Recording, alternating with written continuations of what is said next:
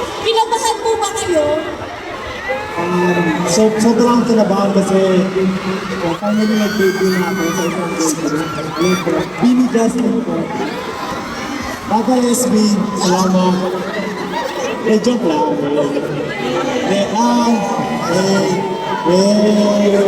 Gusto ko naman pasalamat na sinama niyo ako sa inyong performance. And syempre, gusto ko rin i-congratulate kayo sa inyo.